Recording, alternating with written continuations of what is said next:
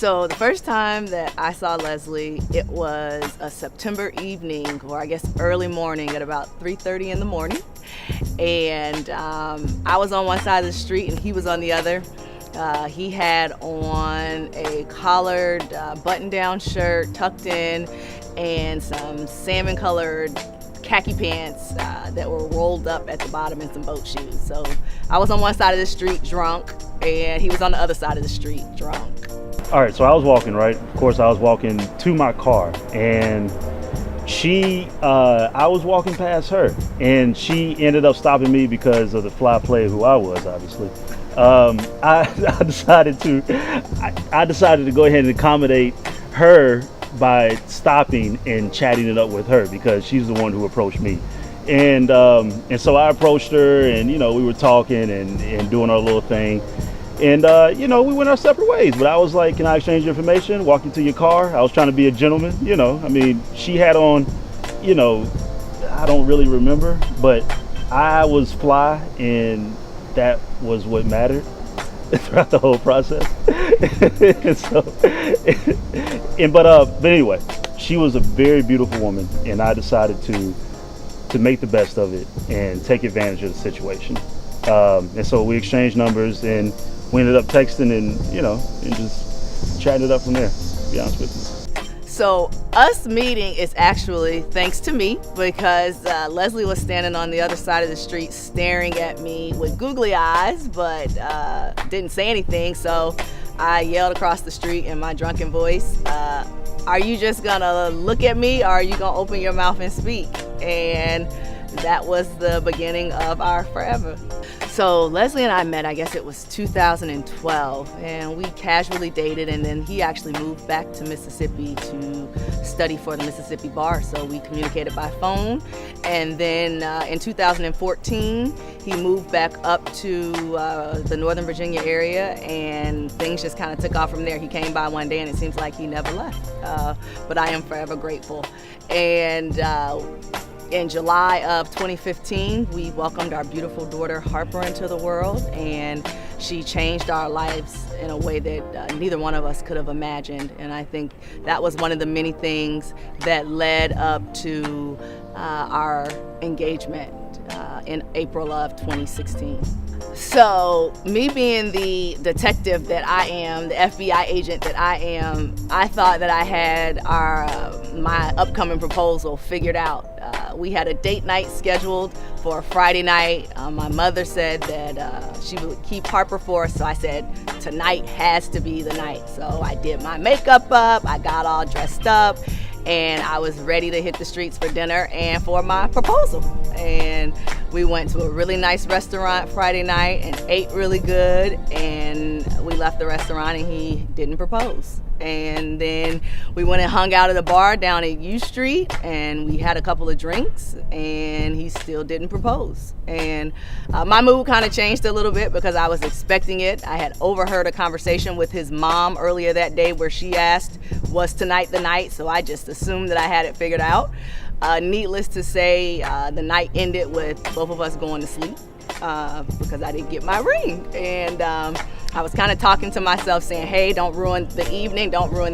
But when we left the bar from drinking and I still didn't have my ring, I was ready to go home and go to sleep. So she thought that she had me figured out. And I knew that she thought that I was going to propose to her on that day.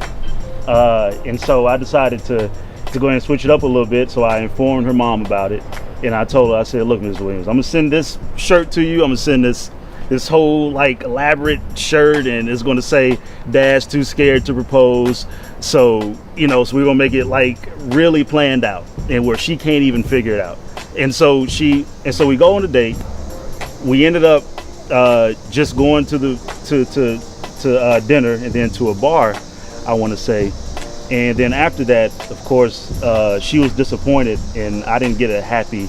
There wasn't any sort of time after that where she was just a happy ending. So she went to bed mad, and I went to bed I got it. I already know what I'm doing. So that Saturday morning, we woke up, and I actually called my mom. I snuck in, called her, and said, Mom, it didn't happen last night.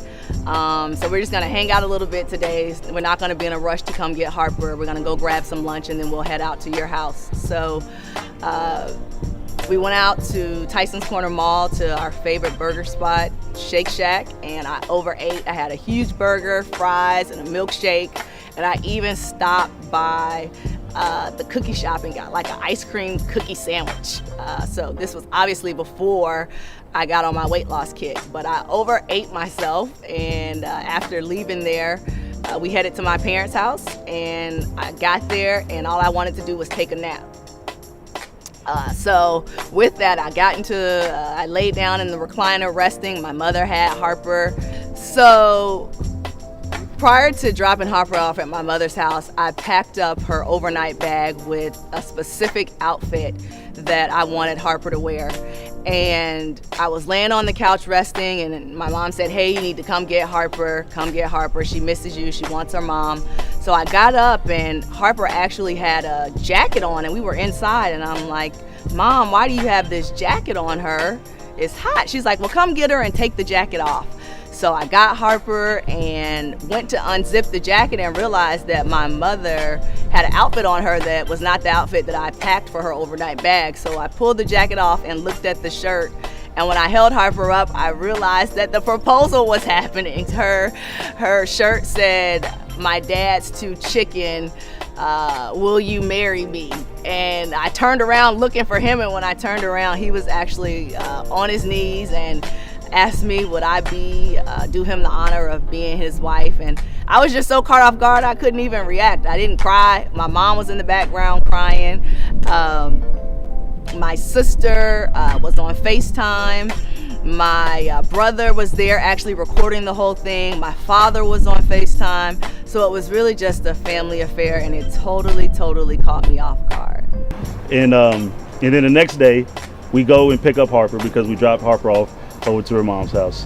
And so me and her mom planned it out. She actually planned it out better than I did. Her mom was amazing, and she got the shirt dressed and she put on a jacket, and then she was like, "What are you doing with this jacket on?" And she unzipped the jacket, and I was standing behind her with the ring. That was it. I love Leslie because he is the total opposite of me. He is truly the yin to my yang. He is so intelligent. I never thought that I would be with someone and actually be able to say I feel like they're smarter than me. So I would never tell him that. But he's smart. He's compassionate. He cares for things that I don't even think about. I'm into beauty and fashion, and he's out there trying to change the world. I love him because he loves me and he loves Harper dearly, and I feel as though he works so hard to support me and our family and lead us, and I just love him to death. He's my special little black nerd. She's the yin to my yang. She's someone who sort of completes me, and not in a cheesy way, but in a literal sense, to where her strengths are my weaknesses, or my weaknesses, her weaknesses are my strengths, and so we're able to combine each other into form one really perfect union. And we do this with our character, we do this with laughing, and we do this with crying together, and we're honestly we're a match made in heaven in the literal sense of the word, and that's why I love it so much.